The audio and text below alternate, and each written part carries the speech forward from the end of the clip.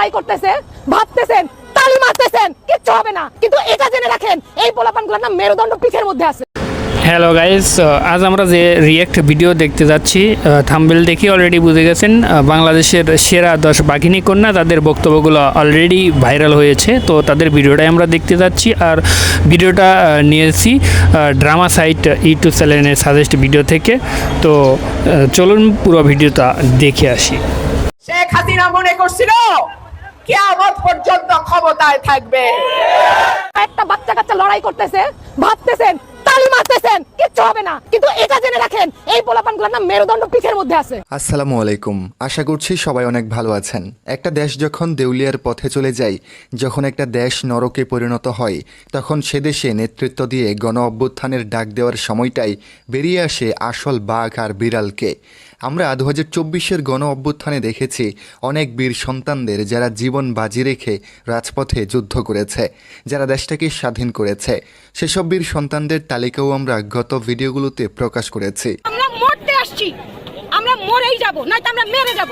তবে আজকে আমরা জানতে চলেছি বাংলাদেশের বর্তমান 10 বাঘিনী কন্যাকে, যারা 2024-এর গণ অভ্যুত্থানে সাহসী ভূমিকা রেখেছে, যাদের প্রতিটা গর্জনে কেঁপে উঠেছে বাংলাদেশ, যাদের গর্জনে গলার পানি শুকিয়ে গেছে ফ্যাসিস্টদের। আল্লাহর বিচার বড় কঠিন বিচার, আল্লাহর বিচার বড় ভয়ঙ্কর বিচার।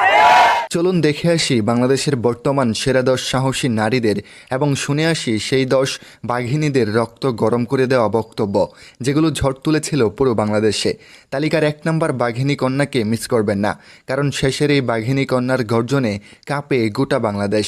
বর্তমানে তিনি টপে রয়েছেন। আমাদের ভাইদের যেভাবে মেরেছে, আমি নিজেও ইনজুরিতে আছি, আমি তারপর আজকে আন্দোলনে আসি। আমাদের আজকের তালিকার 10 নম্বরে যে মহিষী কন্যা রয়েছেন, তিনি কোটা আন্দোলনে বেশ ভাইরাল একজন মানুষ, কারণ ছাত্র আন্দোলনে তার একটা বক্তব্য ছিল তুমুল হিট। বাবাকে বলে আসছি, আজকে যদি মরে যায় আমার রাষ্ট্র যেন রাস্তা থেকে কেউ না তুলে। এই বাঘিনী কন্যার এই বক্তব্যটা কোটা আন্দোলন চলাকালে বাংলাদেশে ভাইরাল হয়।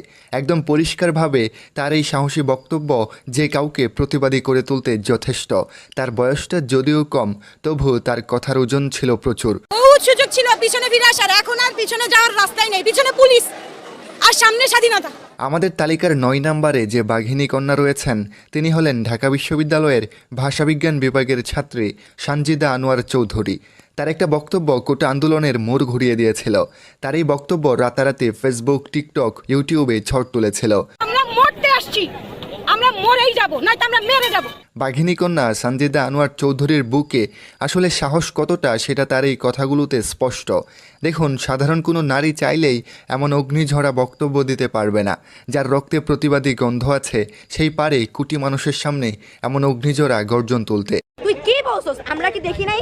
বলছস মুক্তিযোদ্ধা নাতিরা কোটা পাবে নাকি রাজাকারের পাবে না? তো কি রাজাকারের নাতিরা কোটা পাবে? আমাদের আজকের তালিকার 8 নম্বরে রয়েছে বাংলার এক সাহসী কন্যা, যার কথা শুনে আমি অবাক।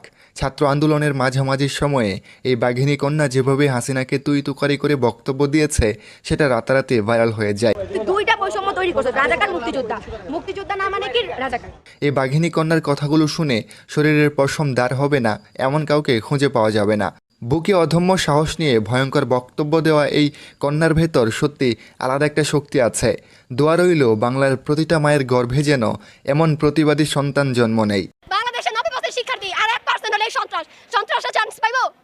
মাত্র বিরিয়ানির লোভে এরা এখানে আসে। আমাদের তালিকার 8 নম্বরে যে অগ্নিকন্যা রয়েছেন, তিনি হলেন ঢাকা বিশ্ববিদ্যালয়ের এক বাঘিনী কন্যা, যিনি কোটা আন্দোলনের মূল সময়টাতে এক ছাত্রলীগ নেতারে ধুয়ে দিছিলেন। তোমরা যে ছাত্রলীগের পদাধিকারীকে হত্যা করছো, সেটা কি? সেটার জবাব কি দিবা তোমরা? আন্দোলন চলাকালে এক ছাত্রলীগ নেতা এই অগ্নিকন্যার সাথে হাসিনার হয়ে দালালি করছিলেন। তখন এই বাঘিনী কন্যার সাহসী কথাগুলো যেন শব্দবোমা হয়ে বের হচ্ছিল। ছাত্রলীগ নেতার সাথে তার তর্কের এই ভিডিওটা বেশ ভাইরাল ছিল। এই মেয়েটারও বয়সটা অল্প, তবুও তিনি যেভাবে কথাগুলো বলেছিলেন, তাতে বোঝা যায় তার সাহস কতটুকু। একজন মহিউদ্দিন বুঝাইতেছে, ভাই আপনি কবি হন, গায়ক হন, নায়ক হন, ডাক্তার হন, ইঞ্জিনিয়ার হন, পিঠে হাত দিয়ে দেখেন মেরুদণ্ড জায়গায় নাই। আমাদের আজকের তালিকার 6 নম্বরে যে বাঘিনী কন্যা রয়েছেন, তিনি মহিউদ্দিন রনির পাশে দাঁড়ানো এক সাহসী নারী। বাংলাদেশ রেলওয়ের অব্যবস্থাপনা নিয়ে মহিউদ্দিন রনি প্রতিবাদ করে আসছেন অনেক আগে থেকেই। এবার তার সাথে একসুর হয়ে কঠিন ভাষায় গর্জন দিলেন এই নারী। সাহসী এই নারীর কথাগুলো শুনে যে কারোর রক্ত গরম হয়ে যাবে। তার কথাগুলোতে দারুণ শক্তি আছে। সোশ্যাল মিডিয়ায় তার বক্তব্যগুলো প্রচুর ভাইরাল হয়। রেলওয়ে দুর্নীতি নিয়ে সাহসী কথা বলা এই নারী কোটা আন্দোলনেও বেশ ভাইরাল। আয়না ঘর থেকে আমরা অনেককে বেরোতে দেখছি। আপনাদের সময় একটা হাওয়া ভবন ছিল, মনে আছে নিশ্চয়ই আপনার। আবারও কি হাওয়া ভবন চালু করার প্ল্যান করছেন আপনারা? আমাদের তালিকার 5 নম্বরে যে ব্যক্তি রয়েছেন তিনি আপনার আমার সকলের খুব পরিচিত একজন মানুষ। তিনি হলেন চ্যানেল আইয়ের উপস্থাপিকা রোকসানা আঞ্জুম নিকুল। কোটা আন্দোলন চলাকালে তার সাহসী কিছু বক্তব্য সামাজিক মাধ্যমে তুমুল ঝড় তুলেছিল। বিশেষ করে মুগ্ধর পানি লাগবে পানি এই ডায়লগটা নিয়ে রাতারাতি তিনি আলোচনায় উঠে আসেন। অগস্টের আগে জুলাইতে এমন করে শোক পালন করতে হবে আমরা কেউ ভাবিনি। রোকসানা আঞ্জুম নিকুল চ্যানেল আইয়ের রাজনীতি শোয়ের একজন উপস্থাপিকা। তিনি অত্যন্ত সাহস এবং বিচক্ষণতায় রাজনীতিবিদদের দারুণ প্রশ্ন করেও আলোচনার কেন্দ্রে ছিলেন। তবে সমন্বয়ক হাসানাত আবদুল্লাহকে আউট অব দি টপিকে কিছু প্রশ্ন করায় তিনি সমালোচিতও হয়েছেন। নির্যাতন করা হয়েছিল, ফিজিক্যাল মেন্টাল টর্চার আমাদের উপর হয়েছে। সেরা 10 বাঘিনী কন্যার তালিকার 4 নম্বরে যিনি রয়েছেন তিনি হলেন বৈষম্য বিরোধী ছাত্র আন্দোলনের অন্যতম সেরা একজন নেত্রী নুসরাত তাবাসসুম, যিনি কোটা আন্দোলনে স্বৈরাচারী হাসিনাকে ক্ষমতাচ্যুত করতে বিশেষ ভূমিকা রেখেছিলেন, যার কণ্ঠে উচ্চারিত হয়েছিল রক্ত গরম করে দেওয়া গর্জন। ওখানে আমাকে রাখা হয়েছিল অবৈধ অস্ত্র এবং মাদকদ্রব্য জিমা করে রাখার যে ঘরটা সেখানে। নুসরাত তাবাসসুমের অপ্রতিরোধ্য সাহস এবং তার নেতৃত্বদানের কারণে হাসিনা সরকার তাকে বাসা থেকে তুলে পর্যন্ত নিয়ে গিয়েছিল, কিন্তু তাকে এতটুকু থামানো যায়নি। সংগ্রাম চালিয়ে গেছেন। ছাত্র আন্দোলনে তিনি নারীদের হয়ে এক সংগ্রামী নেতৃত্ব দিয়ে গেছেন। আমাদের তালিকার 3 নম্বরে যে বাঘিনী কন্যা রয়েছেন তিনি হলেন ফারজানা সাথী। এই অগ্নিকন্যার সাহসের বিশ্লেষণ বোধহয় আমার করতে হবে না। আপনারা তো জানেন এই বাঘিনীর সাহস কতটুকু। তিনি একাই নাড়িয়ে দিয়েছিলেন একদল পুলিশ কর্মকর্তাদের। তার অগ্নিঝরা শব্দবোমায় কুণ্ঠাসা হয়ে পড়েছিল পুলিশ বাহিনী। আন্দোলনে দারুণ অবদান রাখায় ফারজানা সিথি যেমন ছিলেন আলোচনায়, একজন সেনা কর্মকর্তার সাথে খারাপ ব্যবহার করেও মেয়েটা ছিল চরম সমালোচনায়। তবে সব মিলিয়ে মেয়েটা একের ক, তার সাহস আছে বলতে হবে। আমার ছাত্রছাত্রী, আমাদের মেয়ে ছাত্রছাত্রীদের উপর যে লাঞ্ছনা হয়েছে তার বিচার বিধাতা করবেন। এই তালিকার দ্বিতীয় যে অগ্নিকন্যা রয়েছেন তিনি হলেন ঢাকা বিশ্ববিদ্যালয়ের অধ্যাপক সাইমা ফেরদৌস, যিনি কোটা আন্দোলনে ছাত্রদের পক্ষ হয়ে সাহসী গর্জন তুলেছিলেন, যার সাহসী বক্তব্য রাতারাতি সামাজিক মাধ্যমে ভাইরাল হয়েছিল। আমি ইতিহাসের শিক্ষক না, কিন্তু ইতিহাস জেনে বড় হয়েছি। তার প্রত্যেকটা কথা, প্রত্যেকটা ডায়লগ ছিল কলিজায় লাগার মতো। তিনি ছাত্রদের উপর অত্যাচার দেখে কান্নাও করেছেন। এরকম শিক্ষিকাকে হাজারো স্যালুট জানাই। এমন সৎ সাহসী বাঘিনী যেন বাংলার ঘরে ঘরে জন্মায়। শেখ হাসিনা পরনের কাপড়টা লইয়া কোনো মতে পলাইছে। আমাদের এই তালিকার প্রথমে যে অগ্নিকন্যা, বাঘিনী কন্যা কিংবা সাহসী কন্যা রয়েছেন তিনি হলেন রুমিন ফারহানা। এই রুমিন ফারহানার বক্তব্যে যেন গায়ের পশম দাঁড়িয়ে যায়, কারণ তিনি হাসিনা ক্ষমতায় থাকা অবস্থায়ও কাউকেই ভয় পেতেন না।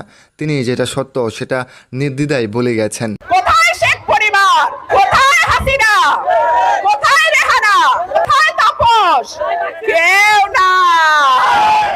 কোটা আন্দোলনেও এই বাঘিনী কন্যা ছাত্রদের পক্ষ হয়ে সাহসী কণ্ঠে গর্জন তুলেছেন।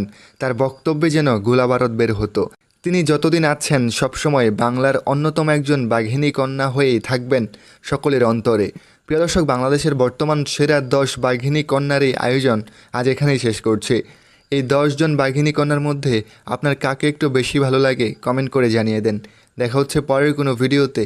ধন্যবাদ সবাইকে। তো বন্ধুরা, এদের সাহসের তারিফ না করে আমি পারলাম না, কারণ আসলেই বলা যায় এদের সাহস আছে, সাহসী কন্যা হিসেবে আখ্যায় দেওয়া যায়।